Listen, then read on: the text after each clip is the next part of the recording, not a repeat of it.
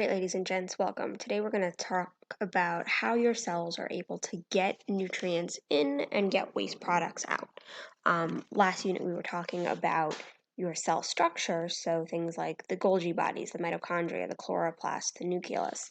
But in order for any of those organelles to be able to do their job, they need to be able to get materials out of their environment and then get rid of the waste products that they create.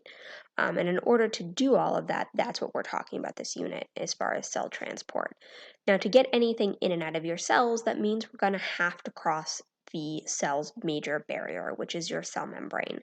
And so your cells don't have a brain. There aren't little aliens living in your cell membrane to be able to decide what's capable of coming into the cell and what's capable of leaving. What sort of things do I want to get into my cell, and what are the things that I need to get out? Because I don't necessarily want everything in my environment to be filtering into my cytoplasm. And the reverse is also true. Things that I have in my cytoplasm inside my cell, I don't necessarily want all of that to be able to leave. And so it's really going to come back to your biochemistry. The major structure of your cell membrane is these phospholipids. Remember that they form that double layer, that bilayer that surrounds your cell membrane. And it really is going to come down to the chemistry of this particular macromolecule that dictates how certain things are able to come through and why not everything can pass. So if we remember, your phospholipids are amphipathic molecules, meaning they have part of the molecule that's hydrophilic, it likes water, while other parts of it do not. So when I look at the head of the molecule, this is the part that's hydrophilic. This is the part that likes to be connected to water because it's polar. That phosphate group in there, those charges that you're seeing in the picture, are what makes it polar. So those charges are able to interact with the partial charges on water, hence why it likes to interact, why it's hydrophilic. On the other side are your tails, and these guys are hydrophobic. They're just big hydrocarbon chains, carbons and hydrogens linked together. And as a result of that, they are nonpolar. And so they are not like water. There are no charges here for water to interact with. And as a result, it's like oil. So they aren't going to interact at all. It's kind of going to sit there and get separated. So your cell membrane organizes itself into this bilayer so that those hydrophilic polar heads can sit on the outside of your cell membrane and interact with the water on the outside of the cell, all right, as well as interacting with the water in your cytoplasm. Remember, what your cytoplasm is mostly water. It's that cytosol, all right, and so there's a copious amount of water inside. By layering themselves or sandwiching themselves into this bilayer, hydrophilic heads can interact with the water in and outside of the cell's environment, and those hydrophobic tails end up in the center and are basically shielded by those heads from any water source. So this creates that boundary between what's outside your cell and inside, and this is a really big evolutionary step as we started to organize into these cellular structures, because now I can keep certain things in, I can get chemical reactions to happen inside my cells in a much more closed environment, protected environment, so they're more efficient, and I can keep things out of my cells that I don't want to interfere with those sorts of chemical processes. So what this ends up forming is this selectively permeable barrier. Now let's break that word down. Selective in the sense that some things can go through, some things won't. All right, and it's permeable in that permeability means that things can pass. All right, but because it's selectively permeable, it's going to control the flow of substances. Some things can go in, some things can go out, and I can control what that is and when that happens. And all of this is going to come down to your cell's ability to maintain homeostasis, to be able to keep these steady internal conditions inside my cell, regardless or in competition with whatever's going on outside in its environment. So what's going to really affect the kinds of things that are capable of crossing those membranes? Well, it comes back to your chemistry. So when I'm looking at certain molecules that are going to pass across that membrane, one of the things I'm going to have to take into consideration is size. The space in between those phospholipids is only so big. There's some flexibility, there's some movement there, but I don't want to be trying to force some giant molecule through that membrane. It's just going to blow a big hole in it and kind of defeat its purpose as a whole. So size is going to make a difference. Shape may also make a difference, and we'll see that when we talk a little bit about some of the other structures that are part of your cell membrane. And the other big part is the type of molecules we're talking about. So when we classify molecules across the board, they either fit into that ionic compound idea. So when it dissolves in water, the ions come apart. So either they're positive or negative ions. They've got a full charge. They can be hydrophobic molecules, which is where the nonpolar stuff comes in, right? Or they can be hydrophilic, and then they're polar, so they have partial charges. All right, so really we're looking at, do I have some sort of charge, whether it's full like an ion or partial like a polar molecule, or do I have no charge at all, in which case I'd fall into that nonpolar idea. And so it's the chemical makeup of those molecules that I'm trying to send through the membrane, as well as the chemistry of those phospholipids as a whole, that makes this membrane selectively permeable. It has sort of, quote unquote, this ability to choose what goes through and what doesn't based on whether or not the molecules I'm trying to get through the membrane are able to interact with those fatty acid tails. So remember this whole idea that like dissolves like.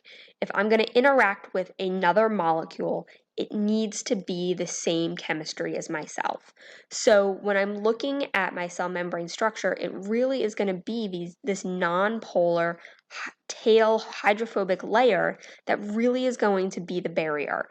All right, can I get through these heads, and then can I interact here in order to pass the rest of the way through? So anything that's small and anything that's nonpolar, so size also matters. Anything small and nonpolar is going to be able to go directly through this membrane, no problem.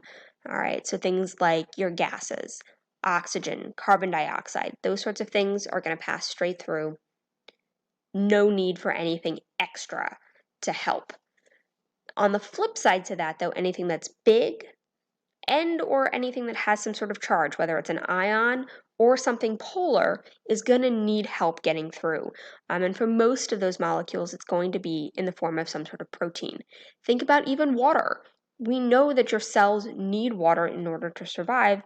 Heck, the vast majority of its internal environment is water, but water is a polar molecule. So in order for water to get through this membrane, whether it's coming in as some sort of nutrient or going out as some sort of waste, I'm going to actually need some extra help. I'm going to need some proteins to help me get through that membrane because they're not going to be able to interact with those nonpolar tails.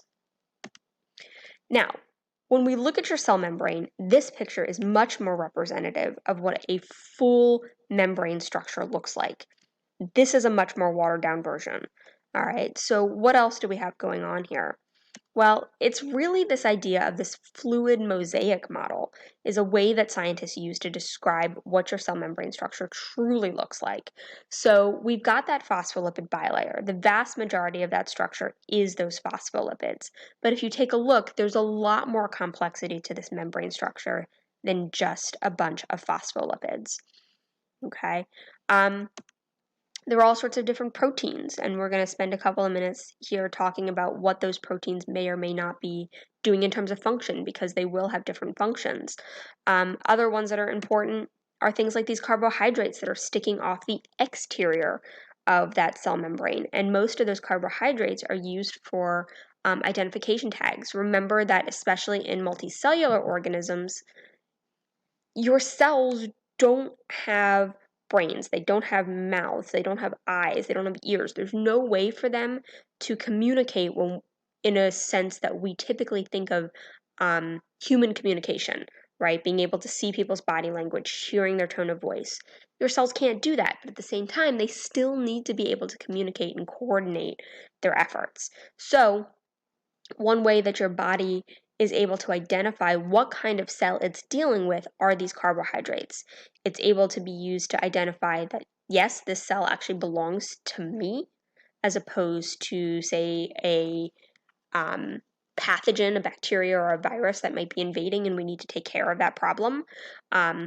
And it's also a way for your body to identify all these different types of cells that you have in your body. How do I know that this is a muscle cell versus a neuron versus a red blood cell? Well, these carbohydrates that are sticking off of your cells are a way for your cells to be able to identify themselves. You've also got cholesterol that's built into that membrane structure as well. And remember that cholesterol tends to get a bad rap, right?